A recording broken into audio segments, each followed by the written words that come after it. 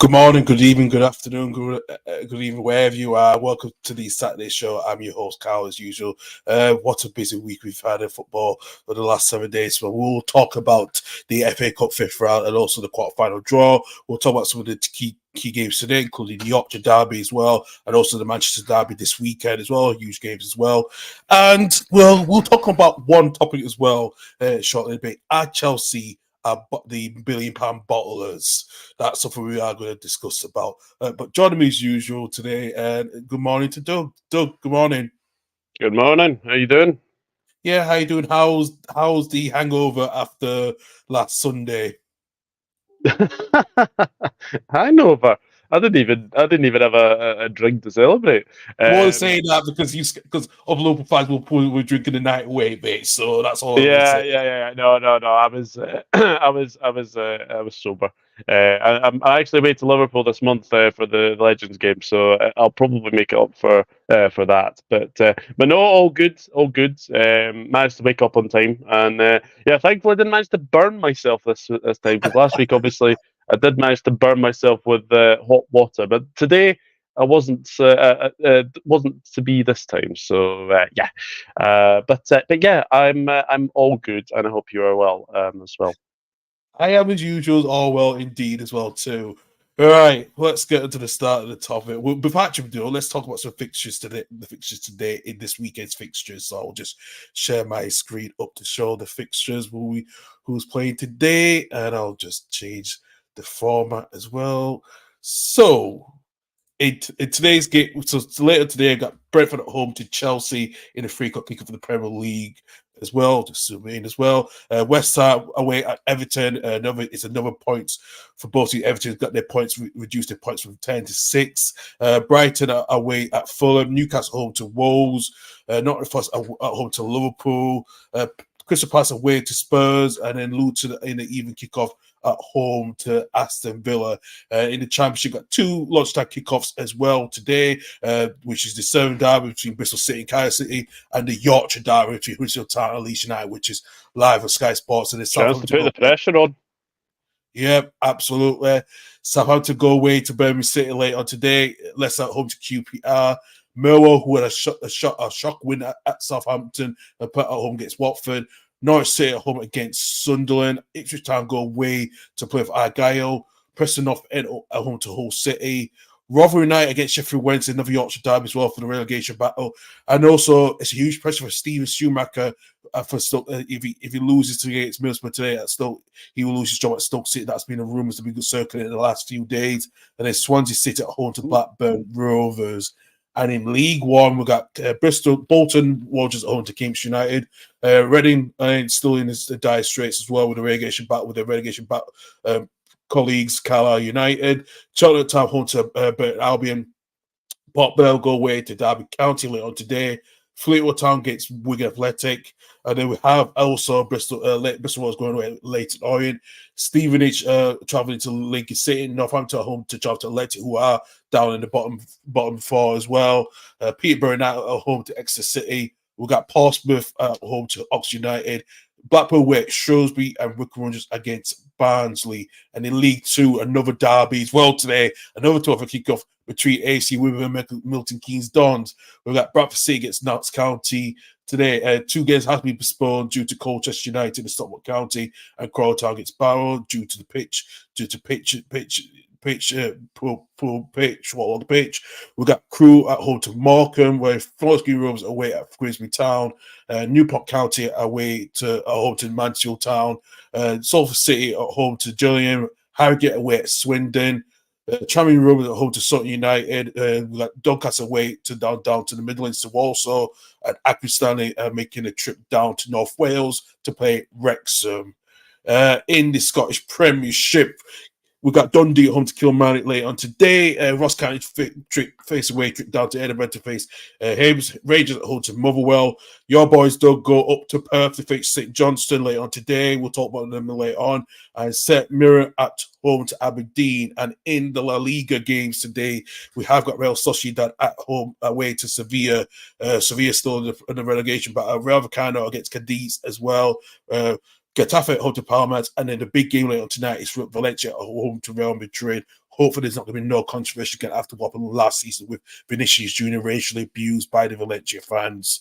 And in Serie A, Udinese go home to Salterena. Roma face a trip away to Monza, and then Torino home to Fiorentina.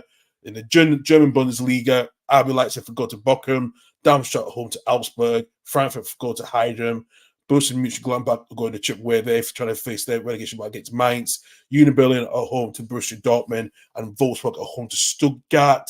And in League we've got Rennes against Lille, and Clermont are playing against Marseille as well. So, Doug, really huge games this weekend. We'll talk about some of the games later on in the show as well. So, oops, sorry, I was chewing on a biscuit break. Yeah, look, I think with obviously what happened to Bayern Munich last night, letting slip another lead, it kind of puts the emphasis back on Leverkusen to go 10 points clear with the 10 games to go. And yeah, look, it's a big day in the Premier League as well. It's weird that there's no 12:30 game today. Very, very strange. Very, very strange when you think about it. But no, I mean, I think that the standard game, obviously, I think is Forest Liverpool. Our record at Forest is not the best, so we didn't have a good record at Brentford, and we managed to beat them 4-1. So hopefully we can go to Forest and win. And I think it's a big game for Everton, especially with them knowing that they've now had 4 points added back to their score. So going to be very, very interesting. I think going to be very, very interesting to see how well they do. And obviously Fulham, conquerors of obviously Manchester United last week, can they go and beat a very consistent Brighton side who are very, very Jekyll and Hyde? They're very good at home, but away from home they're not the best. Absolutely, indeed. Let's go into the comments. Good morning, Chris. Hope you're well too. We good as Chris. well. Yeah. Hopefully you can make it back-to-back wins. I know you've been struggling. You can make back-to-back wins, and like I said, whether in a false position due to points deduction. Yeah, I agree. And Norwich Sky fell off clicks since Luke Williams. Yeah, forget that's been huge as well. Yeah, they have. And thank you, Chris. And listen, I don't prepare for this a lot. I go in the flow straight away, as I always do. I always go in with it, no matter what, if I make any error as well.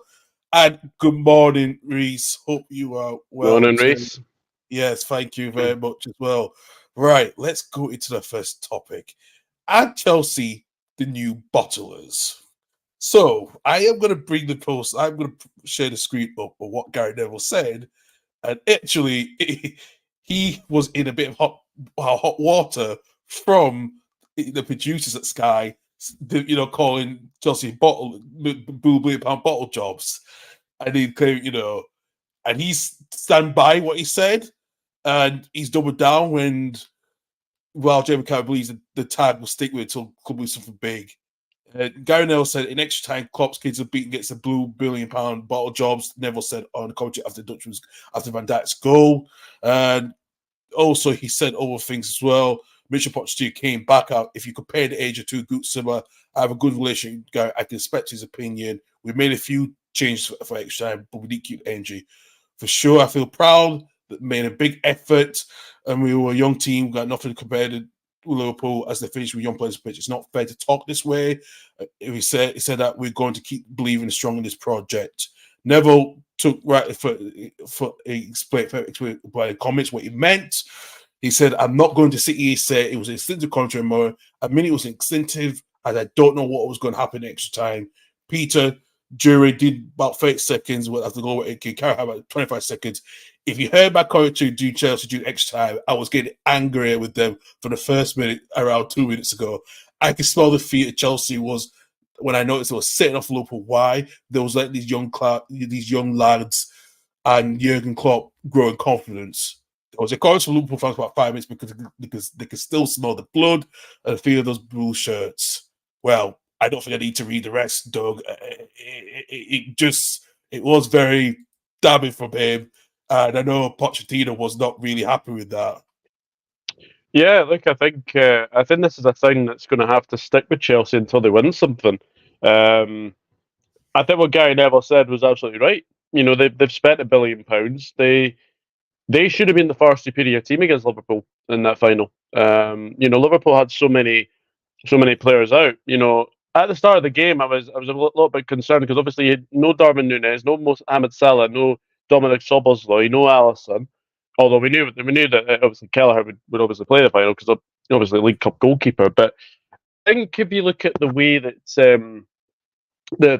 Chelsea played, they missed a hatful of chances, and that's not down to Pochettino, and that's obviously down to the players themselves.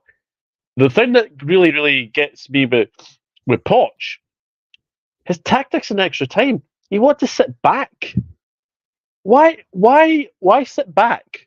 Why sit back? Why wait until I think it was 110th minute where they actually had like their first attempt on goal in extra time. They just sat back. Liverpool were the more hungrier team in that extra time, and obviously we got what we deserved, which was the Van Dijk header in the back of the net. You know, I think the one in the first half, I think that should stand. I don't see anything wrong with what Endo was doing. And look, I think as well. Chris Riley says it there. A world class or better manager goes for the kill and not sit back. Absolutely. Yeah, And I think there was another comment. You can take Poch out of Spurs, but you can't take the Spurs out of Poch. And look, I think that is very, very good. What I will say, Petrovic was very, very good for Chelsea. I think he's been their best player for a number of weeks. I think he's been really, really good. It's a shame that Nkunku's got injured again. He just can't stay fit, unfortunately, as well. But the more the game went on, the more the extra time went on, I had a feeling we were going to win. You know, we brought on Bobby Clark, we brought on James McConnell, we brought on Jaden Dance, three teenagers almost there. yeah. Look, I think Kelleher was probably man of the match for me. I know that obviously Van Dijk was obviously given it. I think he said after the game that obviously should have been Kelleher's. But this is one of the greatest triumphs in Jurgen Klopp's managerial career. You know, the fact that he's not had like four first choice players. You know, bringing on McConnell, bringing on Bobby Clark. Bobby Clark doesn't look like his dad, by the way. I know, And I know, obviously, and I've met Lee Clark. You know, I met Lee Clark mhm. years ago when I was a time. Do you know and what? then and then obviously, Yeah, I and then was thinking. obviously, like Jaden Dan's comes on as well. I do think Chelsea don't have many leaders. I've been saying this for a number of weeks and a number of months. Thiago Silva is their own leader. Without him, they look completely disjointed. They look Yeah, completely disjointed as a football club.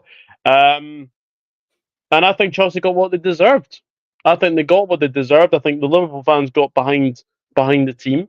Um, and at the end of the game, you see all the Chelsea fans saying that obviously Poch out and obviously this. I think the writing's on the wall. I can't see Chelsea next season. I cannot see that happening. And I think we got what we deserved, and that was the cup. yeah, absolutely.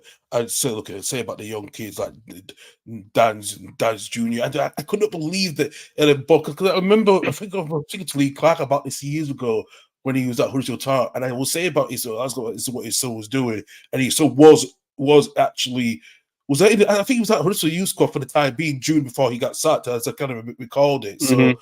and I was actually, and I've been meaning to see if I can get in contact with him again and see if he can come on and talk, because he's a good person to chat with for what everyone is. He's good, he knows his stuff. So I would like to get him on at some point in here because it would be interesting.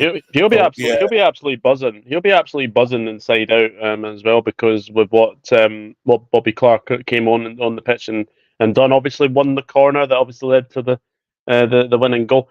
I think Bobby Clark just showed when he came on what he could do. I think he was the best of the youngsters that came on. I know yeah, Jaden Dance had a header that was very well saved by obviously the very impressive Petrovic as well.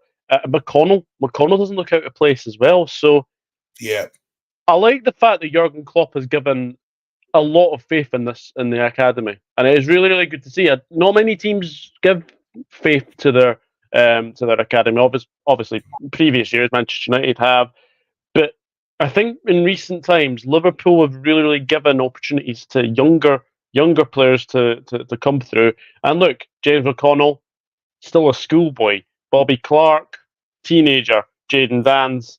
Jaden Danns was a ball boy when Liverpool Yeah, played Wolves on the final day of the 21-22 season. It's just it's just what stories are made of. And obviously, we've all spoken about the FA Cup later on. But he's had a hell of a couple of days. It has been a very, very good week. And it just goes to show that we'll see what will. What will happen later on today. The fact we're still in 3 competitions as well, go for it, go for the lot, yeah, and we'll see what happens. absolutely indeed as well. Chris, yeah. Bowley's got an obsession. He did look. I said there's been rumours that there's been a bit of a rift between the Chelsea ownership as well, and also the manager. Where does Bowley's got this obsession with Brighton of stopping the managers and players? I can't see them going for De Zerbi. It's just No, I'd be very, very surprised if Roberto De Zerbi goes to Chelsea. I think Todd Bowley has destroyed Chelsea. I'll go over there and say it. I think he's destroyed Chelsea. I think what he's done, he's literally looked at the NFL and think we'll bring that to football. I know. We'll bring that for football. Buying these younger players and obviously giving them big money contracts and thinking it's gonna work. It might work down sort of slowly towards the time, but no, I think you look at that. I looked at that Chelsea team and I was like, how on earth have they spent £1 billion? Because Cole Palmer, for as much as people say he was good, I didn't think he had a great final. No. Gallagher missed a hatful of chances. Dizazi, what was he doing? All he has to do is head it, and basically all the ball comes towards him, and he hits it with his foot, and it balloons in the air. And obviously, it's a very, very easy save for Cleve. But yeah, Chelsea, unfortunately, they are going to have that £1 billion bottle jobs tag until they win something. And I think Gary Neville was fair. I think Gary Neville was fair when he said it. Yeah. And I think that's a tag that's going to stay with them until they win something. And Chelsea became the first team in English history to lose 6 cup finals in a row at Wembley. I know. That's a record you do not want. No, 100% no. In the club's history. Absolutely not. Reece said, I don't think Chelsea know what they want. I think they should go back to Portuguese. Well, do they go back, Jose? Because I think that's the only way that he's going to be, he's now available. So, there's obviously, there's Sergio Conceição. Sorry if I've completely butchered that. Obviously, FC Porto. Yeah, there's obviously Ruben Amorim as well, who seems to be the favourite for Liverpool, apparently. He's now coming close favourite for Liverpool. Listen, it's going to be a close call because I think it's Liverpool, Chelsea. I think he'll go more Liverpool because the stability of the young players, and he does. And I think, you know what? I know you got good strikers and Nunes, but if you get someone like Victor Gyökeres, who have been on a I think that will get Liverpool to really have a proper. Well, the Nunes is a good striker. I'm not doubting that. He's now coming to form. But if you get to Gyökeres, you're getting the whole package. And everyone's been trying to get it for a while. We tried to get it last season, and we didn't. So it just shows you how smart we have used him. And he's got. And we've obviously been linked with Inacio, and we've also been linked with him. We've also been linked with the Ivory Coast winner. Is it Diomande? Man. Yeah. He's good. Diomande. We've been linked with him. And further down the line, I wouldn't be too surprised if you see Marcus Edwards get linked with us as well. And that's another player that's been under the radar, and he's English as well. He's been doing well, and I thought to myself, why is he not in the England squad? And I've always been thinking about that one.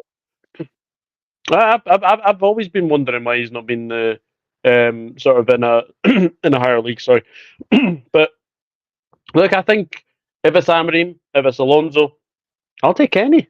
I'll take any one of those two because those two seem to be the outstanding candidates. And as I said, I am obviously going down to Liverpool this month later on, and we'll be probably having a big chat about the next manager. So, but by all means, I mean, if I'm being honest, I think Alonso will probably stay at Leverkusen if he wins the league, if he wins the cup double.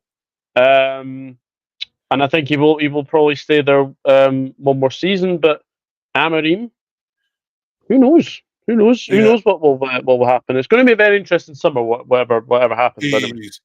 Chris said, £1 billion not getting a natural striker. Yeah, exactly. Exactly. And then Chelsea also need to solve £100 million of players to try to meet in the PSR regulation as well. So that's nothing they need to deal with as well. Chris said Alonso Amorim's 50-50 between. I want Amorim more, but did say if Alonso wins Bundesliga or Europa League, then he convinced me. If we get Alonso, we get 3 points. If we get Amorim, we get Incanyo. Exactly, he's one of those. You get those. Yeah, you get one of the players, and Reece, I'll take either of them. Yeah, absolutely as well. Frimpong and a 2 of Man United, Scalvini as well. So yeah, it's just. Yeah, it is interesting how that summer is going to be, both not just transfer-wise, but managerial-wise as well, too. Actually, Doug, it really is. Yeah.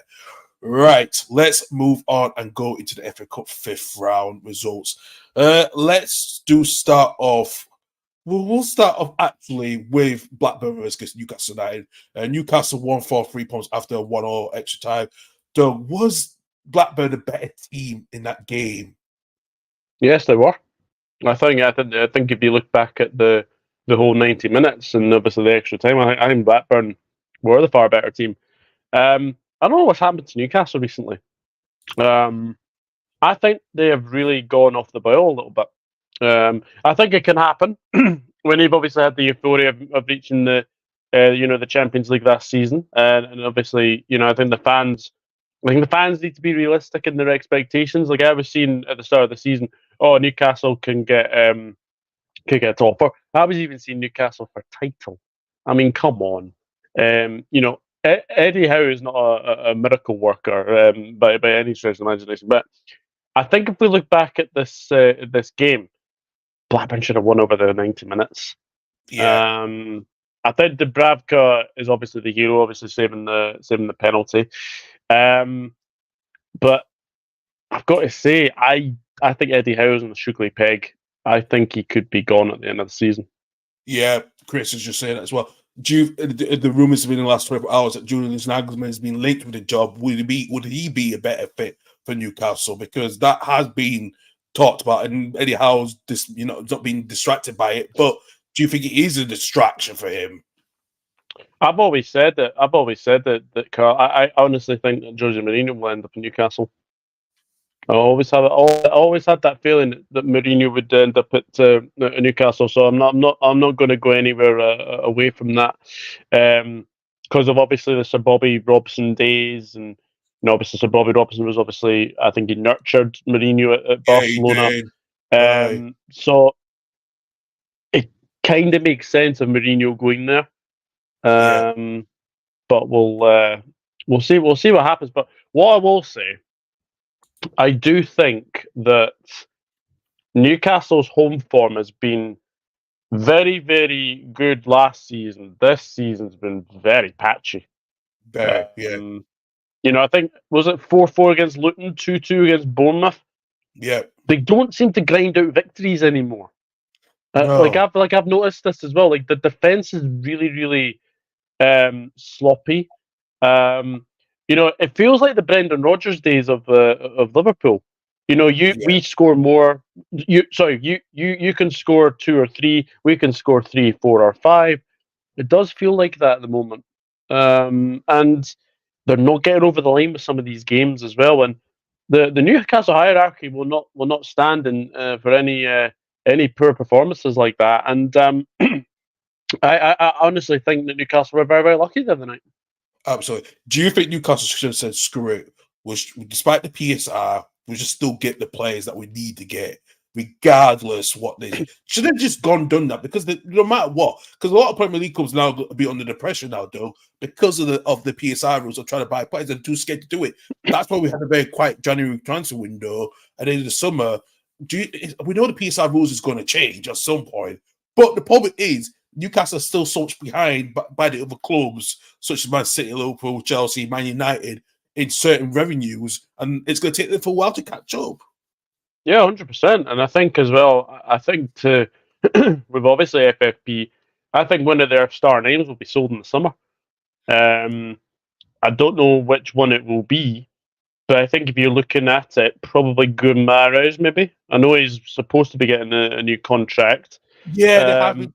It's been quiet for a while with that one, and I don't worry about that one. I think he probably will go, and Isaac as well. Maybe Joe Linton as well. That might be another one. But his injuries, so the problem with his injury as well is is the value going to be less than what Newcastle want? So that is another question. It's going to be questioned because they are getting Lewis Hall on a permanent deal coming into the summer, so end of the season as well. His option will go to permanent. So yeah, it's a lot of issues really for Newcastle, really is as well. Other games we'll go to. Let's go to your team actually, Joe. Liverpool winning 3-0 against Southampton. Dan's, scoring 2 goals in the game. And it was a comfortable win for Liverpool, wasn't it? It just, Southampton really have been struggling in the last few games league-wise, but yeah, was it a foregone conclusion? It was a very strange game because the start of the game we looked like we were on the ale. We did actually look like we were on the ale for a wee bit, but Southampton play some nice football, but they don't finish their chances. And I can think about 4, 5, 6 gilt-edged opportunities that they had that they should have put away. But obviously, we get the goal just before half time. The best time to get the goal was just before half time as well. But yeah, Southampton play some nice stuff.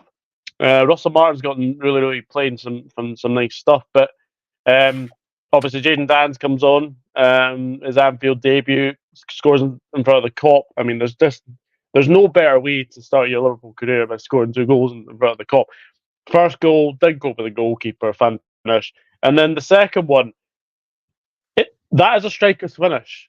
It just comes to him very, very quickly. Like obviously, Lumley would obviously made the save from Connor Bradley, and it just comes to him, and it's just a striker's instinct that he gets in the right position and obviously scores. So, very, very comfortable in the end. But I do think we might see Southampton next season. I think if Russell Martin gets them playing.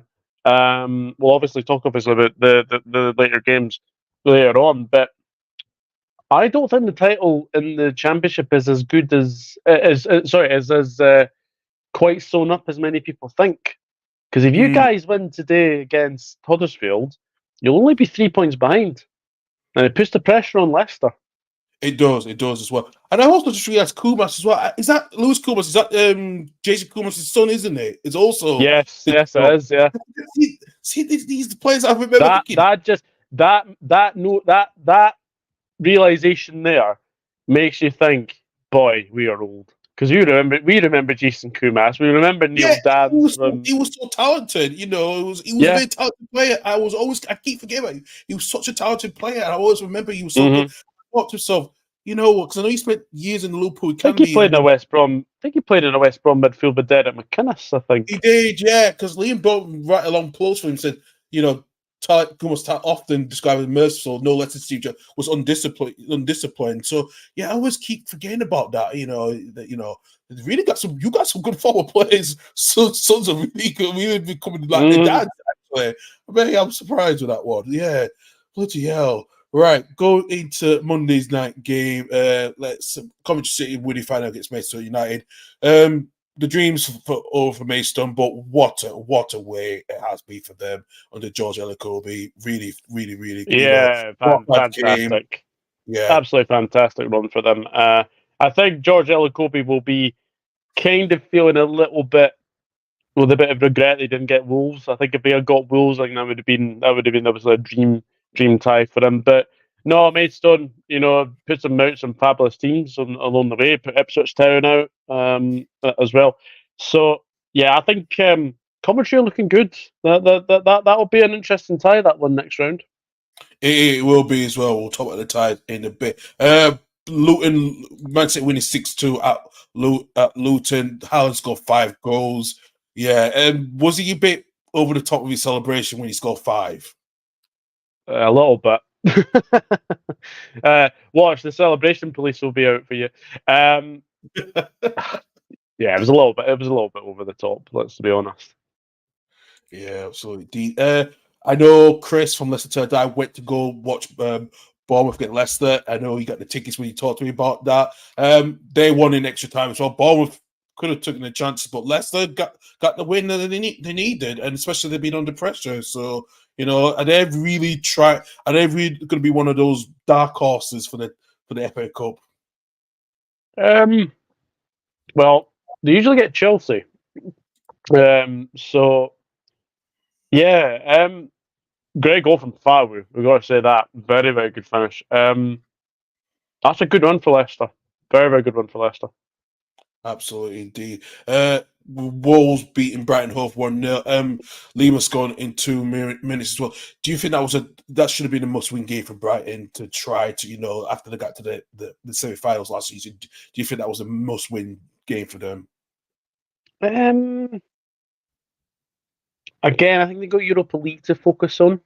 To be honest with you, I think they got Europa League to focus on, so I can't see them. I couldn't see them going far in the cup anyway, if I'm being honest. So they'll focus on the Roma game, and we'll see what happens. I actually think they might rotate today against Fulham. I think the Derby will have one eye on that Roma game, because that's a game that I wouldn't say they could win, but at the Amex, you'd never know. Yeah, absolutely. Nottingham Forest, Man United winning at Nottingham Forest. Casemiro scored in the last minute of the game. It was quite a tough one because it looked like it was a go to extra time. But Man United did edge the game, but we didn't know what was going to happen. But they got the win, and we'll talk about the Manchester Derby in a bit. But do you think that was a bit of a tough game for United? Because I know there's been a frustration with Anthony as well, who's, just hasn't been the player that we all would think.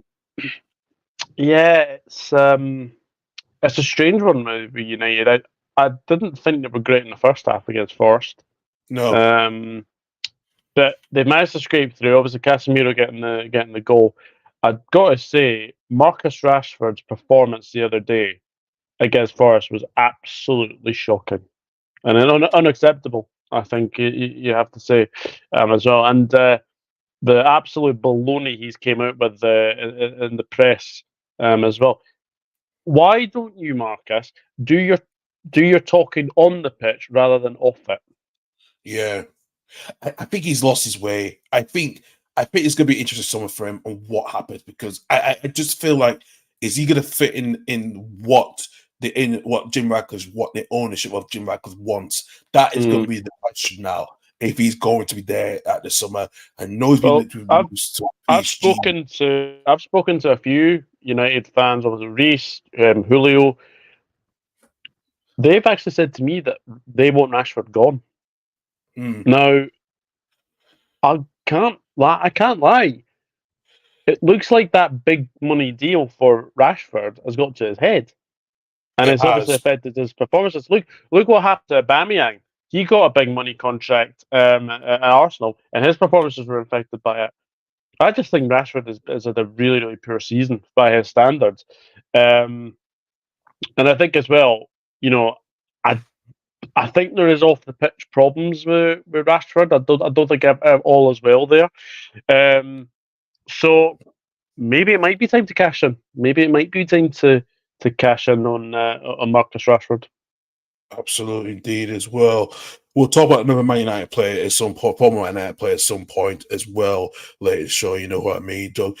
Before we do that, Chelsea had a chance and nearly lost again. They won 3-2 against us. we played our best game against Chelsea, actually. And then You it was hard played to out kind your of skin. go, I know. You played out your skin. I thought you were really, really good. It was just in the end. Obviously, Chelsea did get the win, but no, I think you played really, really well, and I think as well it just goes to show that I think the last couple of games I've seen Leeds. Obviously, I saw you against Leicester City. Came back very, very well to win 3-1 against the leaders, and then against Chelsea, you had the lead. You then obviously had you obviously were behind 2-1, and then obviously got to 2-2, and then obviously Conor Gallagher, ironically, actually gets a goal this time. I Yeah. hope the Leeds fan that fell from the terraces It's is the okay though. same Leeds fan, the one who punched Chris Kirkland in the in the Yorkshire derby. It's the same guy. Oh really? Yeah, that's what we all found out. Okay. Yeah, we found out it's him. Ow. And I thought, you know what? Do I feel sorry for him? No, I really don't. You're the one who punched Mm, Chris Kirkland, and you put a reputation on the line. So actually, I didn't feel mm. sorry that he fell over. He was the same guy. So yeah. Wow. Right, going to the quarterfinals on the 16th of March, we know Coventry City away at Wolves, Manchester City at home to Newcastle United, which is live on the BBC, and then Chelsea at home to Leicester City on the Sunday the 17th, and Man United gets Liverpool later that day as well. Let's go into the group messages and see what's going on. Chris says, I always say Chelsea for Newcastle for years since takeover. Yeah, not a surprise as well. Lots of people thought experience would have won against Southampton, but it was the kids makes it better. Southampton has promotion to play for. They do. Mike Robbins always progresses every year. Yes, he does. He really is. Imagine Wolves have VA agency go for them. They will be top 6. Yeah, I would really agree if you don't agree with that as well too. Mark Robbins, he said, club legend of the Devils. Yes, he is. Flash is one of the players that throws managers in the bus. But he's only leopard. Get rid of him immediately. Yeah, I think it's Reese does agree with that one. He hates as a player. Live give school. And he always gets sold. So yeah, there's a lot of stuff as well. Let's go to another problem Manchester United player, Doug, and it is Paul Pogba. We have announced to you yesterday that he is now being banned from football for 4 years after testing positive on his drug test as well. Is this the end of his career? Waste of a career. Waste of a career. Waste of a talent. I can't believe what he's done. Going from a World Cup winner to a drug cheat, absolutely ridiculous. And as well, he was another player at Manchester United that really flattered to deceive at times.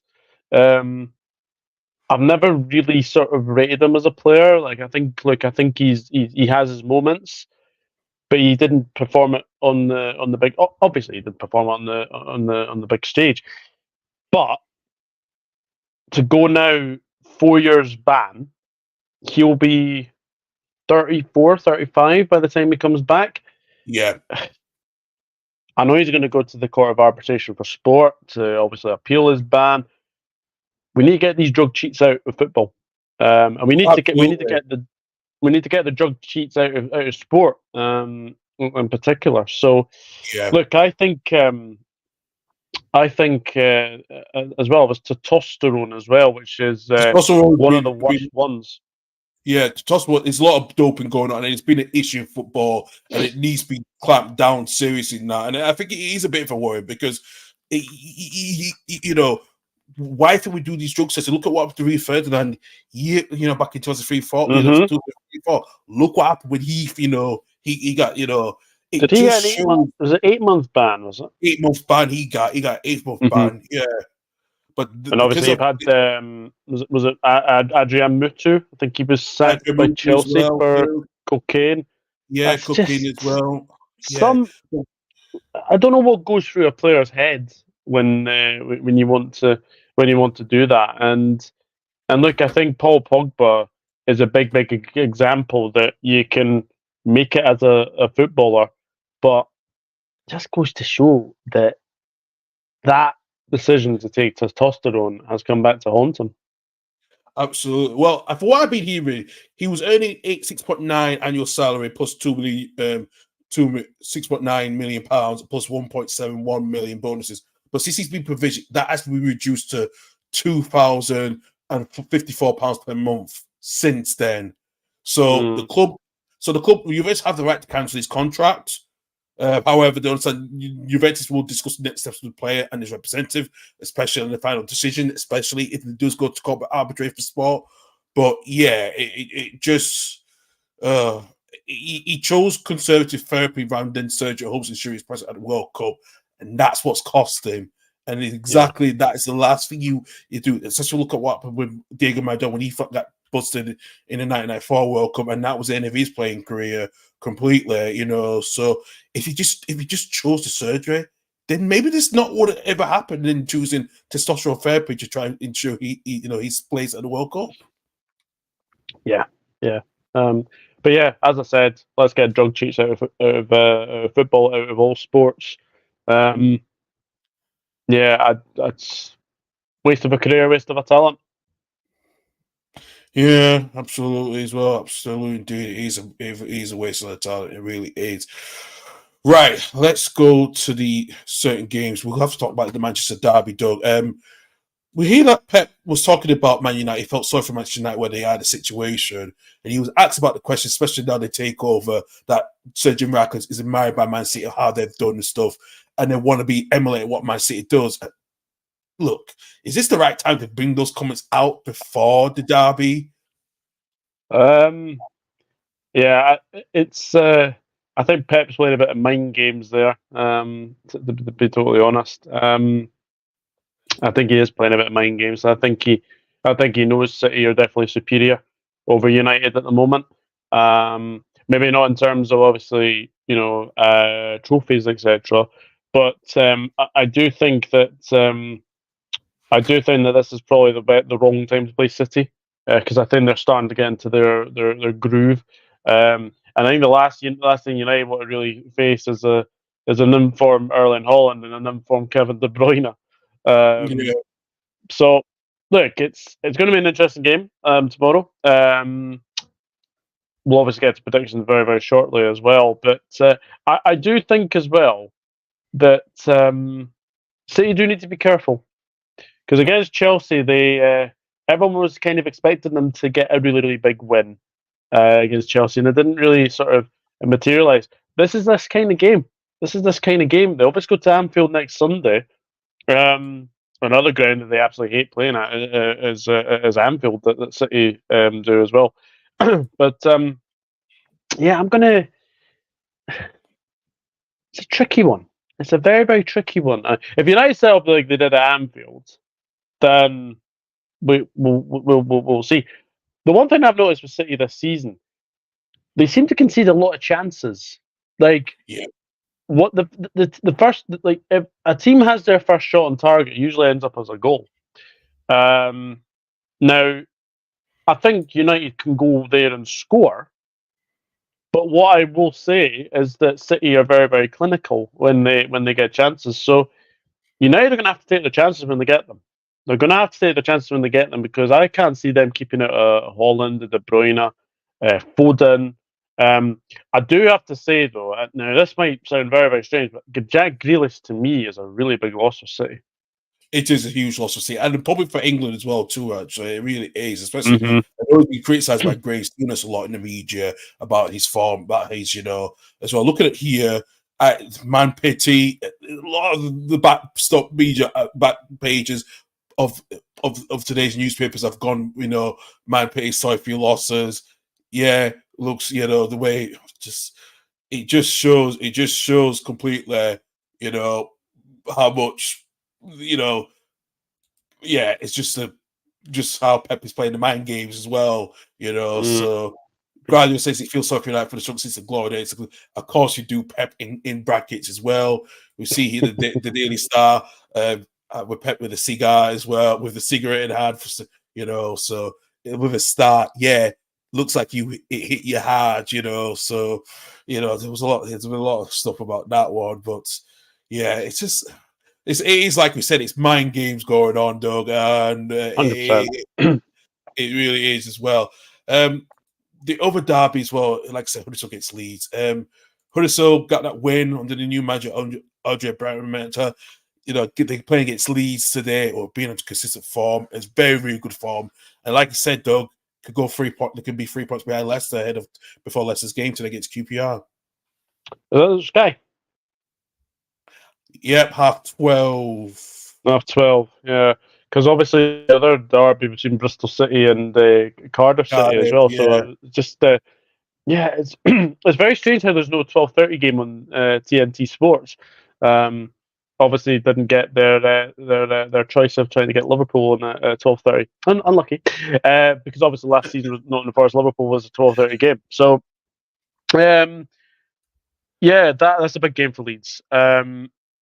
Win, and it puts the pressure on Leicester because because you guys are not in the FA Cup anymore. They'll obviously have a game in hand. I think their game in hand's against Southampton. That's a big game in hand.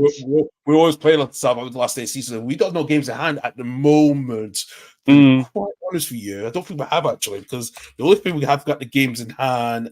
Because obviously no games in hand. Yeah, so like we're fine. Not this weekend, but not this weekend, the weekend next, but the weekend after is obviously the FA Cup. So that would have been the day that obviously Leicester would have played Southampton. So that game will have to be moved. That game will have to be be moved. So it's that game. It was already have to be moved. I think it's moved. I'm just seeing here. I think it's moved to April now because it will move to April because they need to either the fixtures. I don't know they can fit it in. All Leeds have to do is just keep winning. I know. It's the same with Southampton, same with Ipswich. All them three have still got to keep winning, put the pressure on Leicester. And I look QPR maybe a home banker to some, but Leicester's form the last couple of weeks has been very, very dodgy. It has been actually, because we got the international break coming up after the 17th of March. So I think that game will be played in April with that game in hand actually, because that's going to be interesting as well. But absolutely, indeed. Actually, let's just finish off with the Sunday games coming up. I will just. Are you feeling confident today? Very confident, Mm-hmm. Why should I worry about it much, Doug? I don't worry about it as much as some people do. Right. I think we've all been overconfident as Leeds fans, and I'm not going to lie to you as well. So Sunday's game, we've got Burnley at home to Bournemouth. The Manchester Derby as well at 3:30 as well. Celtic away at Hearts tomorrow at 12 as well. La Liga, we've got Villarreal against Granada. Betis go away to Atletico Madrid, who got knocked out by Athletic Bilbao. Mallorca at home to Genoa, and Barcelona go a trip away to Athletic Bilbao. I have been heroes with Barcelona, Doug, that have been linked with Roberto Martinez. Really? That is what I've been hearing the last few hours, what's been going on. Wow. Yeah. Wow, that would be quite something. It will be as well. I can't see him leaving his Portugal job, I've got to be honest, but who knows? Who knows? All right, so Verona at home to Sassuolo in the Sunday morning, early morning kickoff. Calgary go home away to Empoli. Lecce go away to Firenze. Atalanta go at home to Bologna, and then the big game tomorrow is Napoli against Juventus as well. And then the Bundesliga tomorrow Sunday is where Leverkusen away to FC Cologne and Hoffenheim at home to Bremen. And then in League there's more of the games as well. Toulouse at home to Nice. Le Havre go to Brest. And Montpellier gets Strasbourg. We got Nantes at home to Metz. Lorient go away at Rennes, and then Lyon at home to Lyon as well. Let's see on Monday night kickoff with Arsenal away to Sheffield United. Deportivo Osasuna play against Deportivo Alvarez, and Inter at home to Genoa as well. So that's. Am I right in thinking Lazio Milan was a Milan win, but Lazio ended with 8 men? Yes, that did happen last night. I saw. Really? Yeah. Wow. It was hectic the last few minutes of the game. 2 players get sent off. I think it was Guendouzi got sent off as well. I remember what happened? So, from what I saw, there was some incidents. So Pellegrini got second yellow card in the game, and then Marisuits got sent off. I think he said something to the referee for dissent, so he got a red card for that. And then all of a sudden, Guendouzi collided with Christian Pulisic, and he pushed Pulisic, and he gets sent off. So there was a lot of the game was out of control. The officials just didn't have control, for what I heard. And I saw the clip last night. It didn't look like they had control in that last few minutes of the game. It went. There were so many yellow cards in that game, which I think both teams are going to be fine completely because because I woke up this morning and I was obviously scrolling through like obviously X and Facebook, and then I see TNT saying Lazio end the game with 8 men. I was like, what? Yeah. No, I didn't mind future did abuse the ref, and that did really happen actually. So it was very That's actually quite mental then. Reese is obviously in the chat, big obviously Milan fan, so he'll obviously be pleased with the win. But I think that you don't see 8 men happen very often. No, and that it was a weird game last night. From what I heard, the referee, the players were chirpy. They were so chirpy. Yes, there was, and it did surprise me. And I thought to myself, thinking, bloody hell, there was the officials look like they're gonna have to look at this after the game and probably to look at what is going to be the appropriate fights, because it was so bad. The officials, like I said, the officials lost it, and I think it got the boiling point went so high, and I think that's when all hell broke loose. When Guendouzi pushed Pulisic, and I think Pulisic got more affected than Guendouzi, and Guendouzi got the red card for that, and Pulisic got the yellow card for his retaliation. But Guendouzi, who went too far, he gets sent off. So it was quite a So I don't know how Lazio. I think Lazio kind of need to focus on the Champions League coming up this week, because I do feel, because especially the players are now suspended in Serie A, but they got a huge game against Bayern Munich to try to to keep that one aggregate as well, actually. So it was a very weird game last night. I was out last night, but I saw the video. I was coming back home, and I thought, what the hell did happen? So I don't know. It really was. Just sounds like a bit of argy bargy. It was very much argy bargy, mate. No doubt about that. It really was. Did you hear the story about Dundee at Celtic? Yes, I have heard about this. They obviously lost. They lost 7-1, and to me matters worse, the team bus actually broke down on the way home. Dear me. Oh, Jesus, no. So I think Dundee had to stay overnight in Glasgow, I think. They did, I know. And I'm not surprised, because there was no other coach to get them at that time of night, so... No, definitely not. If United set up like they did, I think it would shock me they'll get a result, but City will take chances, I suspect. I think we'll draw tomorrow. Nice way banking for Bournemouth. Yeah, and hopefully it will be as well. Martinez keeps falling opposite about so strange when he's done nothing but failed. True, since the cup, the FA Cup, he stalled. Yeah, nice. I just agree with that one as well. It really is as well. Just other news as well. I don't think it is going to go, but I did see some other gossip news as well too. Actually, Doug, I'm going to go back onto that in a minute. But back to Burnley. Football Inside have said that Burnley do expect to keep Vincent Kompany at the end of the season if they do get relegated, if the club gets relegated. Is that not a surprise, because Burnley wants stability? Yeah, I think this is a bit of a learning curve for Vincent Kompany. If I'm being honest, I think it's a bit of a learning curve for him. And I think it will be very interesting to see what he does with Burnley. But I think it is a bit of a learning curve for him. I think he hasn't learned his lesson. I think Burnley need to go back and regroup, I think. Absolutely. Let's talk about the sim bin cards, which has been scrapped. The blue cards has been scrapped. Thank God for that. But we're still maybe getting today from the meeting up in Scotland today that they're still going to approve the sim bin trials. So I don't get this. This is not good. Why do you, if you're going to get rid of the blue cards, why not get rid of the sim bin trial as well? It doesn't work for us. Deary me. Yeah, sin bins, just get them out. Don't need them. No, Don't it's need them. pointless. Why are you Yeah. trying to slow the game down when it's like rugby? Why are we trying to be rugby? Yeah, exactly. Why are we trying to be rugby? Because I'm going to say this, for example, if your player's going to sin bin, and if it's, for example, a goalkeeper, you have to put one of your outfield players on as a goalkeeper. You can't use a substitute goalkeeper to come on. So how can that be fair? For advantage. So Yeah. It's just very, very strange, mate. It really is. it's really strange. I really don't get IFAB and FIFA these days. I just don't know what's right for the game. They're not proper. They're not proper football people, and that is what it is. So Definitely. right. Do you know what?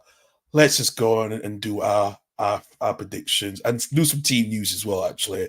So we are going to move on to that as well. So let's go to Brentford against Chelsea. Ben Mee's out for the season, though. That's a huge, actually, for him. He's fractured his ankle. A huge miss for him, isn't it? Yeah, that's a huge blow. Yeah. Ari Hickey, he's had a setback in his injury. He's still not recovered from his injury. Thiago still hopefully will be fit after a groin injury, and Matt Quer fits his fitness test.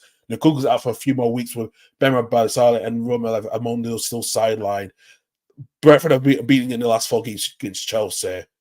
They've won 3, lost 1. So, yeah, where do you go with this one? I think Brentford win this game. I'm going to go for a draw. I'm going to 1-1.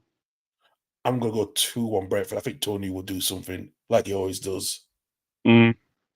And also, Brentford have kept a clean sheet of each of the last 3 Premier League games against Chelsea. Oh, well, there you go then. I think it was that Ben Chilwell winner last season, I think, as well. Yeah. Yeah, we're going to see. We're going to see what happens, I think. Absolutely, we'll see about that as well. Yes, see what Reece says. Mad weekend this results going to hit like crack. Yep. 3-2 to Chelsea. What Chris said, goals galore. Well. West Ham go away to Everton. We know Aguirre and Onana will be both assessed after the groin injuries against Brighton last weekend. Gomez is returned to training, but no Danjuma and Lewis Dobbin. Maxwell Cornet is still out with a hamstring injury. Calvert is available after when he gets better full suspension. Everton can do a double against West Ham for the first time since 2014-15 season, but it must be a huge weekend for both teams, particularly for a side like Everton who've just got their points reduction reduced down to from 10 to 6, so which now they put back into 15, but there could be more points deduction coming later on during the course of the season. Is this a huge favour for them to go to this game against West Ham? Yeah, I think as I said to you, as I said to a couple of people, I just think the fact is that they've had this points deduction reduced. I think will be a very good atmosphere at Everton. Obviously, David Moyes returning to Everton as well. I think Everton win this. I'm going to go 2-1 Everton. Yeah, it's a tough one. I'm going to go 2-1 to Everton as well. I think Everton's got the chance. Yeah, Chris is going for 1-1 between both the sides as well. Go into the next game, Fulham at home to Brighton. Still no Joao Palhinha, still serving his too much suspension. Williams fit again. And Raul Jimenez is still the only injured absentee with his hamstring problem. Billy Gilmore's been bad against Everton last week. Big news, Doug. Karen Minitoma is going to miss the rest of the season with his back injury. Everson, Ferguson, Joel Vettman, and Tyreek Lamptey are back in, but Mitoma is going to be a huge miss for them now, isn't it? Oh, massive. Absolutely massive. I'm amazed he didn't get a severe injury as well when you think about it, because Mason Holgate's challenge a couple of weeks ago was ridiculous beyond belief. I think Fulham could take confidence into that game against Manchester United, and I'm actually going to go for a home win, and I'm going to go for a comfortable 3-1 win for Fulham. Yeah, I'm going to go 2-1 with Fulham. Fulham have beaten all in seven of the last matches against Brighton. They've won 3, drawn 4, and Chris is going for 2-1 as well. Again, for Fulham as well. 2. Newcastle against Wolves. Sven Botman could be back after he was rested in the midweek FA Cup win. Elliot Anderson pushed for more game time after his return from back injury. Matt Target is still not fit yet after a hamstring problem. Wang Yi-Chang is out with a hamstring injury suffered during the midweek win in the midweek. Matt Cunningham remains sidelined, but Joao Gomez could be fit despite suffering crap in Wednesday's win. Newcastle have lost one of their 8 home games against Wolves. 1-3, drawn 4. The last 6 of the last 9 meetings have ended 1-1. And Newcastle aiming for their 3rd consecutive win over Wolves. I don't think they're going to get. I actually have a feeling that'll be one of the upsets of the week. I'm going to go 2-1 to Wolves. 3-1 Wolves. Yeah, I really can't see that as well. Your boys, Doug, Forest, Liverpool away at Forest. Nuno has confirmed that Chris Wood and Igor Saga and Will Bonner with new returns, but they're not clear they will be available. All of them sat there. Ola Anya and Nuno Torres remain sidelined. Darwin Nunes and Dominic, you need to say your other midfield. Dominic Szoboszlai. Dominic Szoboszlai could return to Liverpool after you've seen training Thursday. Andy Robertson and Wataru Endo were due to train on Friday and might come back to contention. Over 9 players are still ruled out, including Alisson, Salah, and TAA. Liverpool have failed to win 36 top flight away match against Nottingham Forest. Draw, so lost. It's a 2-0 win at the City Ground on October 28, 1984, when Ronnie Whelan and Ian Rush scored. This is to be your bogey ground. Yeah. It is our bogey ground, yeah. But I think the confidence in the team is showing. And I don't think Forest are the Forest of last season. And again, the City Ground is a very, very tough place to go to. But I think we can go there. We get an early goal, and the floodgates open. I'm going to go 3-1 Liverpool. Yeah. Chris is going for 3-0 Liverpool. I'm going to go the same way as 3-0 to Liverpool. Reece have put out Chelsea to win 2-1, 2-0 to West Ham. Fulham winning. Chelsea to win 2-1, 2-0 to West Ham, I think you said. 1-0 to Fulham, and Wolves winning 2-1, win 2-1 against Newcastle, to win 2-1 against Newcastle. Yeah, so Spurs at home to Palace. Palace looked really good last weekend, Doug. I know there's no Mark Gouet. He's out following his knee surgery. If it's been Eze is back after 4 games out. Will Hughes and Joker Axe are back in as well. Destiny Oge is returned to training, but Rice has just gone surgery for in his under 23 match. Richarlison is out for 4 weeks, while Pedro Porro remains out as well. I think this is going to be a good game today as well. I just think there's going to be a draw in this game. I just think it's going to be 1-1 draw actually. No, dear. I think Spurs will be too strong. I think Mark Gouet is a big loss for Palace. I think as well. I think Werner might come in to the starting 11 for Spurs. I think he might be the lone striker. I think Spurs, when they get in the groove, they score goals for fun. So I'm going to go 3-0 Spurs. Do you know what?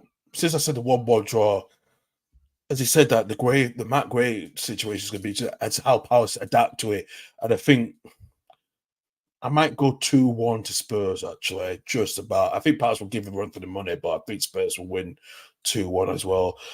Saturday evening game between Luton Town against Aston Villa.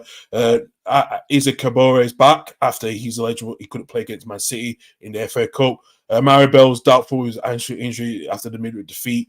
George Johnson is not defeat following his illness. Albert Sambi-Lonkoga is out. Gabriel also ruled out. Elijah Abadeo is out as well. Paul Torres is fit for Villa after he withdrawn a precaution against Nottingham Forest last week due to a minor issue. Collins is back in contention after missing 4 nights, but it comes too soon for John Duran, who may start along with Tara Mings, Emin Borodin, and Boubacar Kamara. I think Villa, I can do this. Their second league double against Luton, having previously done so in the top 5 in the 1989-90 season. The Villa's only away match to Luton was 32 years, which was 3-1. The last 32 years was a 3-1 defeat in the League Cup in 2016. I do remember that game as well. I think it was. I think who was in charge? I think it was Roberto. No, it wasn't Roberto Martinez in charge. No, it wasn't, because he was at Belgium. Like, I think it was someone else as well was in charge and just had a tough time when they went down. What season? Yeah. What season? Sorry? 2016-17 season when Villa went down. Was that the Remy Gard season? It was, but Remy Gard got sacked, did it? Yeah. Who took over after that? Tim Sherwood took over. Tim Sherwood, yeah. I think it might be Tim Sherwood that was still being in at time. I think it was Tim Sherwood. Yeah, sounds like to me Tim Sherwood. There. I'm going 3-1 to Villa actually with this one. I'm gonna agree with Chris. I think it'll be 2-1 Villa. Luna proved actually quite recently that they're very, very tough to beat at home. I know obviously the FA Cup, but I think that was a freak result. So they're very difficult to beat at home at the best of times. So yeah, I'm gonna go 2-1 Aston Villa. Yeah, absolutely as well. Go to Sunday's games, and then we'll do the Monday night game shortly as well. Burnley with no Josh Brownhill. He serves a one-match suspension after sent off against Crystal Palace last weekend. Jordan Bayer is progressing well, but his return has not been confirmed yet. That will be a late decision. Dominic Solanke will be having a late fitness test to see if he will be engaged in tomorrow. NS Euro will be back in contention following a shoulder problem, but Loyalcare remains out. Burnley have only suffered one defeat in the last 14 games against Bournemouth. Was a 2-1 loss on the final day of the 26-17 campaign. Yeah, Bournemouth could do the first double this season, the first league double over Burnley. Yeah, I think they will. I'm going to go 2-0 Bournemouth. I think Solanke double for me, I think. Yeah, I think I'm going to go that way too as well. Solanke gets the double as well. Big game with the Manchester derby. It depends how Man United is like in the first 10 minutes, isn't it? Yeah. Early goal and then, the floodgates could really open. That's what happened last season. Yeah, I'm really sorry. I know Reese is obviously in the chat, but I think they could get a bit of a doing, to be honest. Hello, Ian. Hi, Ian. How you doing? Hope you're well. So that's a long time we've heard from you. Yeah, wouldn't surprise me. Yeah, wouldn't surprise me. 2-0 to Bournemouth. Yeah. I really hate to say this, but I think United get a doing. I think they will score because they get, say do give you chances. The form of De Bruyne and the form of Holland. I think Foden got a hat-trick last season against Manchester United as well. 6-2 to City. Plus, yeah, okay then. 5-2 City. Yeah, I'm gonna go with that. I think it could be a long afternoon for them. And I think the writing's on the wall for Erik ten Hag. I can't see him being at Manchester United next season. Really? No. Well, who will take over? I'm not sure, but apparently, if you believe obviously don't believe everything you read, but there is rumours apparently Sir Dave Brailsford and Dan Ashworth have apparently met Graham Potter. So I don't know. That's going to be an interesting one, yeah. Yeah. Really interesting. Arsenal away at Sheffield United. This is the foregone conclusion. A 5-0 This is a case of how many for Arsenal. If they really want to perform like they did against West Ham, then feel free to do it. Sheffield United are on course to be one of the worst teams in the Premier League era. Not so much for points accumulated, but for the amount of goals that they've conceded. They've conceded 66 goals so far this season. How many did Arsenal get at West Ham? Was it 6? Yeah. I'm going to go 7-0 Arsenal. Because I just think that Sheffield United side is absolutely awful. There is no star quality in that team at all. Did Sheffield United lose to Newcastle 8-0 recently as well? Yeah. I might worth a bet on 9-0. Yeah, it would be worth a bet on that one, actually. I wouldn't be surprised. But the problem I is, don't know what odds you would get. I don't know what odds you would get at that. Yeah, I think, as you say, a foregone conclusion. 7-0 Arsenal. Honestly, it will be a very, very easy night's work for Arsenal. Yeah, if Arsenal play against poor Sheffield's like release me the 5. Yeah, Yeah, I know. Do you know what, Chris? I have to admit, I I have think to agree Carlisle with are that. better than Sheffield United. Yeah, it is a fair point. Double figures. We Because never had have we had a double no, we figures still haven't match done yet? it ever in the Premier League history. We still haven't, which is still Still surprising. haven't. No. That's actually quite bonkers that we've not had that. We've been very, very Liverpool have beat obviously Bournemouth 9-0. We've had a Leicester 9-0.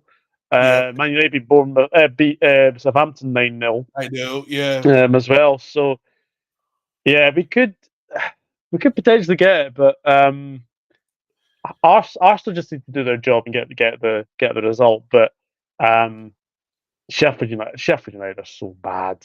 It's I know. beyond belief. Absolutely. I have got the team news for the Yorkshire Derby just coming up. Let's see here. Just check how many changes are there for each of the teams as well. Just give me a second because I know today it's like I said, I'll just see who's come in. So looks like here, I'll just get up on my spots to see the changes. Okay, I've got it here. So it looks like Leeds are back to the changes as usual. They're back the unchanged side that the unchanged side before one change for Leeds, and which is Bamford will play up front instead of Prero. So that is the one change for Leeds United. Rota is and some people are not up front with Cameron Gurev, Fairport and Pampadu Ronda Graham is still there. So that's not much change in that one as well. But for Huddersfield, they look like they're playing like a back. Look, they're playing like a midfield 5 actually. With Lee's now Curtin Pearson at the back 3, Hogg, Spencer, Cameron, Thomas, and Rudy in the middle. So Thompson, they want to pack the midfield. Then that could be very, very interesting actually. Yeah, I yeah, mean, yeah, that's right. Southampton, Leicester, and Manchester United put 9 past them. I did as well. I know twice as well. Well, Doug, we have come to probably in this show. Just before making that, so I won't be on next week because I'm back in Huddersfield next weekend to having a break off. It's Mother's Day's weekend, Mother's Day next Sunday, so I'm going to come to Huddersfield. So I won't be doing any. Well, I won't be here. I don't know about you, Doug. So I'm not sure. I'll need to consult obviously my wife and yes, see I what know you will. do. Yeah, you got to consult with the Yeah. wife. I'll have a wee think. I'll get back to you. But Yeah, obviously, I think I'm logged into the socials anyway. So you are absolutely are. But no, Doug, thanks so very much as usual as well. Doug, no pleasure.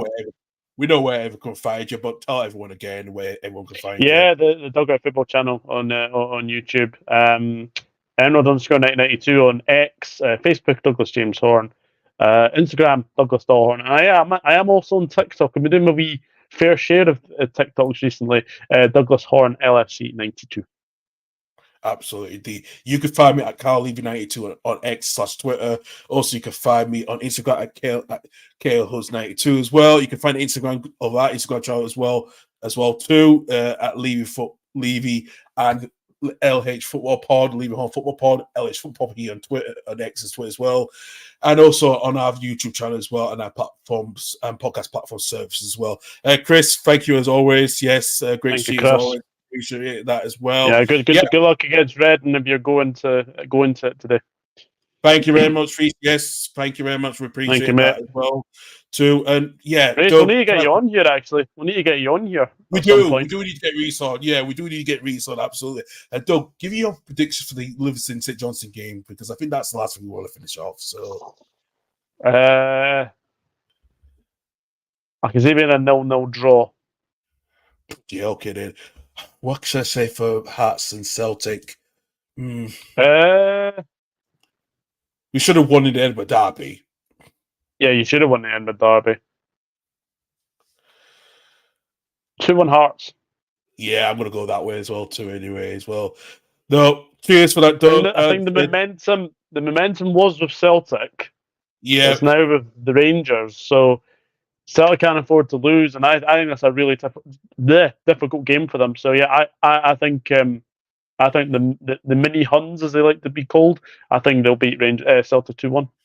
Absolutely. No, appreciate that. Don't appreciate that. Thank you for watching. Keep subscribing. Hit that notification bell when we reach new content as well. As I said, I will try to do a new content this coming week as well. I'm going to do a new show called The Running, where we'll talk about all the league games previously in a short condensed format as well. But like I said, I will be off next week, so I'll be down in Huddersfield. I'll be having a break. But thank you for watching. I hope we all have a good day today. Have a safe journey to all your games that you're going to. And we'll see you again soon. Take it for now. Bye-bye. Bye.